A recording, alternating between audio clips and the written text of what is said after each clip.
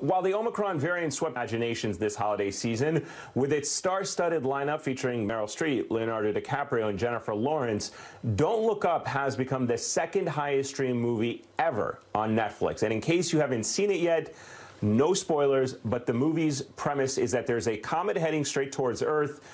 Due to make direct impact, the film's creators are using the crazy premise to represent the not-so-crazy, in fact, very real threat of climate change destroying our planet and highlighting the failings of world leaders, the media, and everyone else to take action. Joining me now is David Sirota, founder and editor of The Daily Poster and co-producer of Don't Look Up, and climate scientist Peter Kalmus. Gentlemen, it's great to have both of you with us. I have to say right out the bat, full disclosure, loved this movie. Absolutely brilliant storytelling, David. I just thought it was such a smart movie. Tell me, how did this film first come about? Where did you get the idea for it, and what was the goal of making it from your perspective?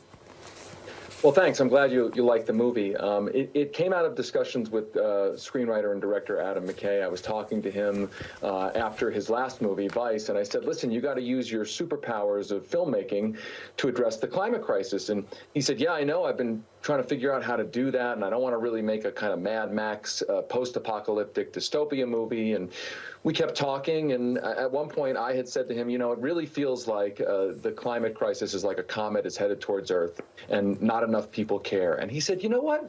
Maybe that's actually the movie. And we started sort of discussing scenes and how ridiculous it would be if that kind of thing happened. And the story really is about scientists confronting real facts that are scary and trying to tell those facts to the world, and raising the question of whether the world can accept facts, stipulated facts, and act constructively on those facts. That's what the story really is about.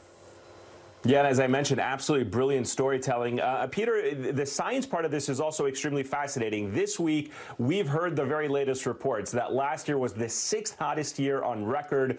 Last summer, 1 in 3 Americans experienced a climate disaster of some sort. Compare for me the current situation that we're in with the hypothetical threat posed in the film, and tell me why you think people aren't paying more attention. Well, you can't overstate how serious the climate emergency is, in my opinion. And we're just right now entering the very lowest foothills of what we're going to be facing in the coming years and the coming decades if we don't take rapid action. I personally feel like it's time for us to switch as a society into emergency mode. The fossil fuel industry is the main cause of what's happening. And, you know, we have to stop as a society dancing around that issue and face directly the fact, the fundamental fact that we have to rapidly phase out the fossil fuel industry as quickly as possible. David, I want to play for you another clip from the movie. Watch this. I'm sorry, are we not being clear? We're trying to tell you that the entire planet is about to be destroyed. Okay. Well, it's, you know, just something we do around here. You know, we just keep the bad news light. Right. It helps the medicine go down. Listen, it's obviously that there's an indictment and fair criticism. What I thought was so genius was the indictment of even the media and the way that we cover climate change. So there's definitely a little dig at the news coverage here on this issue. And I wanted to ask you, how does the movie not become a parody of itself here for a moment? Because there's been a bit of a backlash saying basically that the film doesn't come up with answers in this particular scenario or even any suggestions. What do you say to that? Well, what I say is that, first and foremost, the movie is a movie, so it's one set of stories.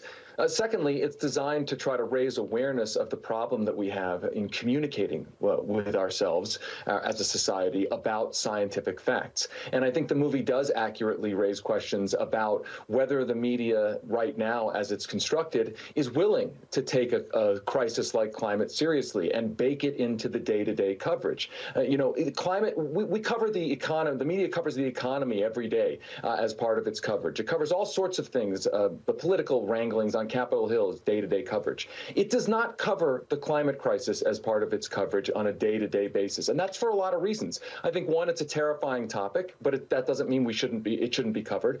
Two, there's a lot of media outlets that get a ton of money from the fossil fuel industry that puts advertisements into the media, and people know in the media, in a lot of corporate media, know where that money comes from when they're working for those outlets.